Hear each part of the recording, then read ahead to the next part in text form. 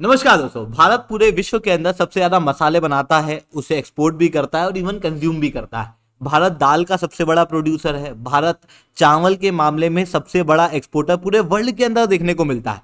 यानी कि भारत जो एक एग्रीकल्चरल कंट्री है, वहां से कई सारे एग्रीकल्चरल प्रोडक्ट पूरे वर्ल्ड के अंदर एक्सपोर्ट होते हैं। बट रिसेंटली भारत के एग्रीकल्चरल प्रोडक्ट के ऊपर कई सारे सवाल उठ रहे थे, खास रूप से भारत के मसालों के ऊपर। और इवन कई सारी कंट्रियों ने भारत के मसालों के इंपोर्ट के ऊपर बैन भी लगा दिया था, क्योंकि इन कंट्रियों का कहना था कि भारत के अंदर जो मसाले बन रहे हैं उनके अंदर पेस्टिसाइड कंटामिनेशन इंटरनेशनल स्टैंडर्ड से ज्यादा पाया जा रहा है। फॉर एग्जाम्पल सऊदी अरेबिया आप देख सकते हो, सऊदी अरेबिया ने चिली पेपर के इंपोर्ट के ऊपर बैन लगाया था। सिमिलरली यूरोपियन यूनियन ने 400 अलग अलग भारतीय एग्रीकल्चरल प्रोडक्ट के ऊपर कंटामिनेशन का आरोप लगाया था। इवन यूरोपियन यूनियन ने अभी रिसेंटली 527 इंडियन फूड आइटम के अंदर केमिकल जो कैंसर कॉज कर सकते हैं उसके कंटामिनेशन का भी आरोप लगाया हुआ है। यूनाइटेड स्टेट्स ऑफ अमेरिका की भी सिमिलर प्रकार की रिपोर्ट जो है वो आपको यहां पर देखने को मिलेगी। सिमिलरली हांगकांग और सिंगापुर द्वारा भी भारत के स्पाइसेस के इंपोर्ट के ऊपर बैन लगा दिया गया है, ये कहते हुए कि भारत के स्पाइसेस के अंदर भारी मात्रा में इथाइलिन ऑक्साइड पाया जाता है, जो कि कार्सिनोजेनिक होता है, यानी कि कैंसर कॉजिंग पेस्टिसाइड के रूप में देखने को मिलता है। अब जब ये सारे इंपोर्ट के ऊपर बैन लगे हैं तो ये बैन कोई परमानेंट नहीं है, ये बैन टेम्पररी है। फॉर एग्जाम्पल, अगर इथाइलिन ऑक्साइड के कंटामिनेशन को बताते हुए सिंगापुर और हांगकांग ने भारत के एग्रीकल्चर प्रोडक्ट के इंपोर्ट के ऊपर बैन लगा दिया, तो फिर इंडिया को ये प्रूव करना पड़ेगा कि अब हम लोगों ने हमारी प्रैक्टिसेस ठीक कर ली हैं और हमारे प्रोडक्ट के अंदर इथाइलिन ऑक्साइड ज्यादा मात्रा में नहीं पाया जा रहा। इंटरनेशनल स्टैंडर्ड को अब हम लोग फॉलो कर रहे हैं। जैसे ही भारत ये प्रूव कर देगा, उसके बाद भारत के सामान का इंपोर्ट, खास रूप से स्पाइसेस का इंपोर्ट, सिंगापुर और हांगकांग शुरू कर देंगे। इसी प्रकार से टेम्पररी बैन जो है वो इंटरनेशनल लेवल पे लगाया जाता है अगर कंटामिनेशन इंटरनेशनल स्टैंडर्ड के ऊपर होता है किसी भी प्रोडक्ट का। सिमिलरली इसी क्लॉज का प्रयोग भारत ने भी किया है। रिसेंटली रिपोर्ट ये आ रही है कि चीज से लेके विस्की तक जो 1500 आइटम भारत अलग अलग देशों से इंपोर्ट करता था, भारत ने उन्हें वापस कर दिया है और भारत ने कहा है कि इन प्रोडक्ट के अंदर इंटरनेशनल स्टैंडर्ड फॉलो नहीं हो रहे और इन प्रोडक्ट के अंदर कंटामिनेशन ज्यादा है, जिसके कारण से tit for tat approach Bharat की यहां पर देखने को मिल रही है। दोस्तों, सवाल उठता है कि क्या सच में ये टिट फॉर टैट अप्रोच है? अगर ये अप्रोच टिट फॉर टैट है तो इसकी वजह से भारत को क्या नुकसान होगा, पूरे वर्ल्ड को क्या नुकसान होगा? और इवन अगर भारत के स्पाइसेस के ऊपर, भारत के एग्रीकल्चर प्रोडक्ट के ऊपर अगर इतनी सारी कंट्रियों द्वारा पेस्टिसाइड कंटामिनेशन के आरोप लगाए गए हैं, तो फिर ऐसी कंडीशन में क्या सच में भारत के अंदर पेस्टिसाइड कंटामिनेशन पाया जाता है? और अगर पाया जाता है तो ये सारा भोजन तो हम भी खाते हैं, इसकी वजह से हमारे शरीर के ऊपर क्या असर पड़ता है? इन सारी चीजों को मैं शुभेंदु चौहान डिटेल में आप लोगों के साथ में चर्चा करूंगा। बट उसके पहले आप लोग मेरे साथ में SRC10 टेलीग्राम ग्रुप के ऊपर जुड़ सकते हो। मेरे क्लास की अपडेट, PPT, PDF सब कुछ आपको हमें मिल जाएगा। यूपीएससी CSE की तैयारी करना है, इंडिया के टॉप एजुकेटर से ऑफलाइन क्लासेस के अंदर पढ़ना है, तो आप लोगों के पास में अच्छा मौका है। अनअकैडमी अब केवल ऑनलाइन ही रहा है, अनअकैडमी अब ऑफलाइन भी आ चुका है। दिल्ली के करोलबाग मुखैनगर के अंदर, प्रयागराज के सिविल लाइंस के अंदर ऑलरेडी हमारे सेंटर्स खोले जा चुके हैं, जहां पर इंडिया के टॉप एजुकेटर CSET, ऐसे राइटिंग, GS, करंट अफेयर्स, इन सब की तैयारी आपको कराएंगे। साथ में आप लोगों को 1-on-1 मेंटरशिप भी दी जाएगी। इतना ही नहीं दोस्तों, एक ऐसा प्लेटफॉर्म आपको मिलेगा जिसे टॉपर्स द्वारा रिकमेंड किया गया है। टॉप 10 में 4 बच्चे, टॉप 20 में 10 बच्चे और टोटल 315 बच्चे 2023 के अंदर अनअकैडमी से क्वालिफाई हुए हैं। और अगर आप यहाँ पर ध्यान से देखोगे तो ये जो बच्चे हैं ये हमारे इंटरव्यू गाइडेंस प्रोग्राम या टेस्ट सीरीज के बच्चे नहीं हैं जो अधिकतर कोचिंग में आपको देखने को मिलेंगे, बल्कि हमारे प्लेटफॉर्म पे पढ़ाए हुए बच्चे हैं। अगर आपको भी अनअकैडमी पे जुड़ना है तो नीचे डिस्क्रिप्शन के अंदर मैंने लिंक दी हुई है, उसे फिल आउट करना, हमारी टीम आपको रीच आउट करेगी और कंप्लीट गाइडेंस देगी। चलिए दोस्तों, समझने का प्रयास करते हैं यहाँ पे हुआ क्या है। देखो, रिसेंटली रिपोर्ट ये सामने आ रही है कि पिछले 2 वर्षों में FSSAI द्वारा लगभग 1550 कंसाइनमेंट जो फूड प्रोडक्ट लेके भारत के अंदर आए थे अलग अलग कंट्रियों से, उन्हें भारत ने रिटर्न कर दिया है, ये कहते हुए कि इनके अंदर फूड कंटामिनेशन के इंटरनेशनल स्टैंडर्ड फॉलो नहीं हो रहा है, जिसके कारण से भारत ने कई सारे फूड आइटम के इंपोर्ट के ऊपर बैन भी लगाया है।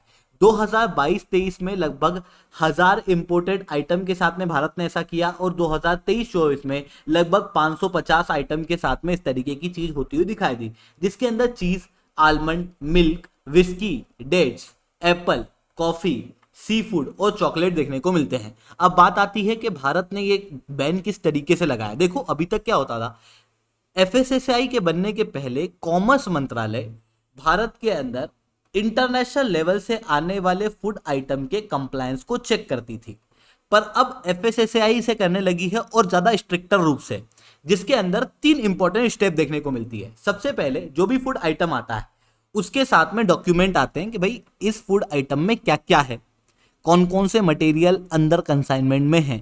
पहले उस डॉक्यूमेंट की स्क्रूटिनी की जाती है। फिर उसके बाद जैसे मान लो एप्पल आया तो एप्पल को देख के समझा जाता है कि अरे भाई अच्छा है, खराब है, अच्छी क्वालिटी का है कि नहीं है, कहीं सड़ा हुआ तो नहीं चिपका दिया, जैसे आप ठेले पे करते हो ना, ठीक उस तरीके से। फिर उसके बाद तीसरी स्टेप होती है, जब ये दोनों स्टेप फॉलो हो जाती है और इन दोनों स्टेप के अंदर फूड अच्छा दिखता है तो फिर उस फूड को भेजा जाता है लेबोरेटरी के अंदर, जहां पर उसके सैंपल को टेस्ट किया जाता है और फिर उसके अंदर केमिकल कंटामिनेशन देखे जाते हैं इस स्टेप पे, और उसके आधार पर यह समझा जाता है कि इंटरनेशनल लेवल पे जो स्विफ्ट इंटरफेस है वहां पर जो स्टैंडर्ड बताए गए हैं, क्या इस फूड आइटम में वो स्टैंडर्ड फॉलो हुए हैं नहीं हुए हैं, और फिर उनके आधार पर एक नॉन कंफर्मिंग रिपोर्ट बनाई जाती है। जो भी food product non conforming report के अंदर होते हैं उनके इंपोर्ट पे या तो बैन लगा दिया जाता है या फिर उनके कंसाइनमेंट को वापस पीछे लौटा दिया जाता है। इस तरीके की प्रोसेस यहाँ पर देखने को मिलती है और इस प्रोसेस के जरिए लगभग 1550 कंसाइनमेंट को भारत ने वापस लौटा दिया है। हालांकि इंपोर्टेड फूड आइटम की सेफ्टी के लिए अभी भी भारत के अंदर कंसर्न देखने को मिलते हैं। लगभग भारत के अंदर 100 पोर्ट्स हैं जहां से हम लोग फूड आइटम को इंपोर्ट करते हैं। हर एक पोर्ट के ऊपर प्रॉपर फैसिलिटी अवेलेबल नहीं है टेस्टिंग की, इवन प्रॉपर ऑफिसर्स भी अवेलेबल नहीं है। इंटरनेशनल प्रोटोकॉल लगातार चेंज होते रहते हैं, कई बार हमारे ऑफिशियल उन प्रोटोकॉल के अनुसार ट्रेन नहीं होते, जिसके कारण से जो इंपोर्टेड फूड मटेरियल है उसकी सेफ्टी के ऊपर अधिकतर सवाल देखने को मिलता है। अगला सवाल यहाँ पर यह भी आता है कि अगर इंटरनेशनल लेवल पे भी भारत के फूड प्रोडक्ट के ऊपर इसी तरीके से बैन लग रहे हैं, जैसे भारत ने कंसाइनमेंट को वापस लौटाया, मतलब दूसरी कंट्रियां भी प्रॉपर स्टैंडर्ड फॉलो नहीं कर रही है, पेस्टिसाइड्स का ओवर यूज कर रही है। सिमिलरली भारत में भी इस तरीके की सिचुएशन देखने को मिल रही है। अब ये जो फूड आइटम भारत एक्सपोर्ट कर रहा है उसे केवल एक्सपोर्ट तो कर भी नहीं रहा, भारत में खुद में भी तो कंज्यूम हो रहा है। तो फिर ऐसी कंडीशन में ये जो इंटरनेशनल लेवल पे पेस्टिसाइड का प्रोडक्शन बढ़ रहा है और पेस्टिसाइड का यूज बढ़ रहा है, उसकी वजह से हमारी रोजमर्रा की जीवन के ऊपर क्या असर पड़ता है।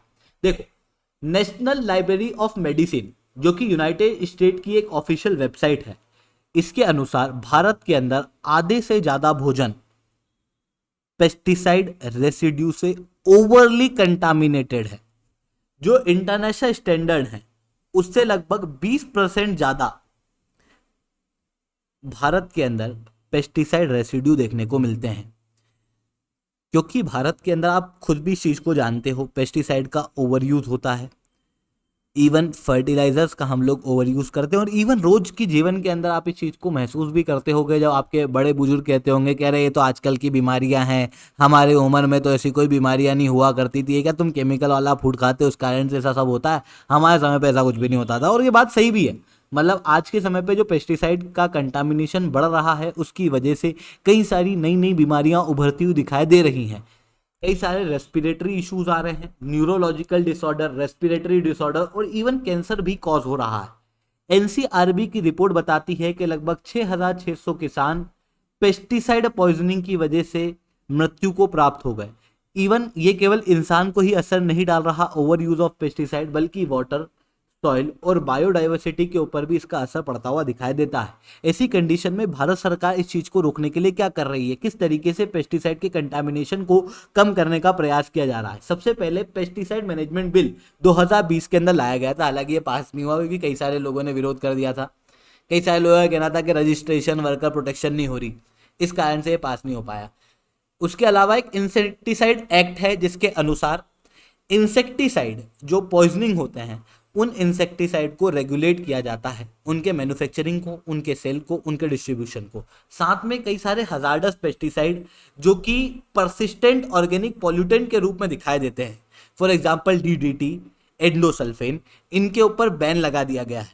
इसके अलावा इंटीग्रेटेड पेस्ट मैनेजमेंट जैसी टेक्निक को प्रमोट किया जा रहा है। पेस्ट का मतलब आप सब लोग आई होप जानते होंगे, क्योंकि अभी तैयारी कर रहे हो। अगर नहीं जानते हो तो बता देता हूं, कीटनाशक, कुल मिलाकर हम कीटनाशक की यहां पर बात कर रहे हैं, ठीक है। अब होता क्या है कि हर पेड़ के ऊपर कीट जो है वो देखने को मिलते हैं। कीट बिल्कुल खतरनाक नहीं है किसी भी फसल के लिए, नेचुरल है। कीट एक लेवल से ज्यादा हो जाए, पेस्ट एक लेवल से ज्यादा हो जाए तो फिर वो किसान के लिए नुकसानदायक होता है। पर अगर पेस्ट एक लेवल से कम भी हो जाए तो वो फिर इकोसिस्टम के लिए नुकसानदायक होता है। ऐसी कंडीशन में हम लोगों को पेस्ट को पूरी तरीके से खत्म नहीं करना। अब हमारे यहाँ पे किसान का एक मिसकंसेप्शन ये है कि हमको बिल्कुल कीड़े खत्म ही कर देना फसल से। हमको कीड़े पूरे खत्म नहीं करना, थोड़े फसल के अंदर कीड़े रहने चाहिए, थोड़े फसल के अंदर कीड़े जो है वो हमको नष्ट करने होते हैं, जिस चीज को हम लोग इंटीग्रेटेड पेस्ट मैनेजमेंट टेक्निक के जरिए फॉलो करते हैं। तो इस चीज को प्रमोट किया जा रहा है। साथ में ऑर्गेनिक फार्मिंग जैसे परंपरागत कृषि विकास योजना वगैरह के जरिए हम लोग कोशिश कर रहे हैं कि ऑर्गेनिक फार्मिंग को प्रमोट किया जा सके और पेस्टिसाइड का ये जो ओवर यूज हो रहा है इसे कम किया जा सके। साथ में FSSAI, इसने भी भारत के अंदर जो डोमेस्टिक फूड प्रोडक्ट हैं उनके ऊपर विजिलेंस और ज़्यादा बढ़ा दिया है और ज़्यादा रेड वगैरह करना जो है वो शुरू कर दिया है। आई होप ये सारी बातें आप लोगों को समझ में आई होंगी। लेक्चर अच्छा लगा हो तो लाइक करना, लेक्चर बहुत अच्छा लगा हो तो नीचे 7 से 10 कमेंट करना। UPSC CSE की तैयारी करना है, इंडिया के टॉप एजुकेटर से ऑफलाइन क्लास के अंदर पढ़ना है तो आप लोगों के पास में अच्छा मौका है। अनअकैडमी अब केवल ऑनलाइन नहीं रहा है, अनअकैडमी अब ऑफलाइन भी आ चुका है। दिल्ली के करोलबाग मुखैना के अंदर, प्रयागराज के सिविल लाइन्स के अंदर ऑलरेडी हमारे सेंटर्स खोले जा चुके हैं। अगर आपको हमारा सेंटर देखना है तो इस वीडियो को एंड तक देखना।